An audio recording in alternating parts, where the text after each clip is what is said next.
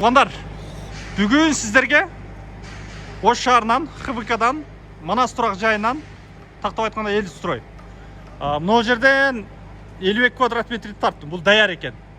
Бүгін ертең еле алып, ремонт қылып, магазинді, оқу борборды, стоматологияны баштасаңыз болады. Бұл жерде өзі бір 1,5 мың батареяның тегерегі бар. Жаңа айтып өткендей эле. Бұл жақтан біреуін тарттым. Екіншісі мынау жерден 52 квадрат метр шығып жатады. Мынау тегеректен сізге тақта береді, документін қарап бүт. Мынау жерден 52 квадрат метр шығып жатады. Бұл дағы стоматологияға, оқу борборына, магазинге, минуткаға, цехке, любойына ыңғайлы жер. Бұл Г блок деді оқшайды. Андан сыртқары дағы бір мынау жерден 58 квадрат метр шығып жатады. 58 квадрат метр. Бұл дағы машина алмашу жолы бар. Шаардан бір бөлмелі батарея алмашу жолы бар. 58 квадрат метр. Бұның ешкені бұл жақтан ашып қойсаңыздар болады. Біз ХБК-дабыз. Тақтап айтқанда мынау паспорт стол. Паспорт стол.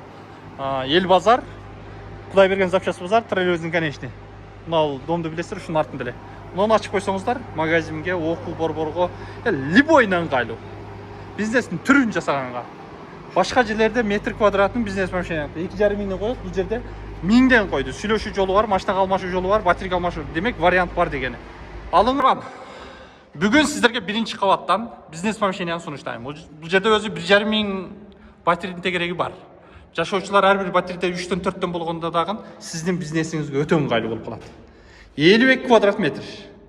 Стечканы нөлгө чыгарып берет экен. Сантехниканы караштырып берет, сулар чыгарып берет. Демек, шпаклевканы тартасыз, эшикти коесуз, терезелер бардыгы жакшы, ишти баштайсыз.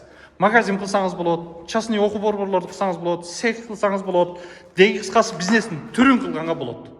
52 квадрат метр документи таптаза алган адам утулбайт.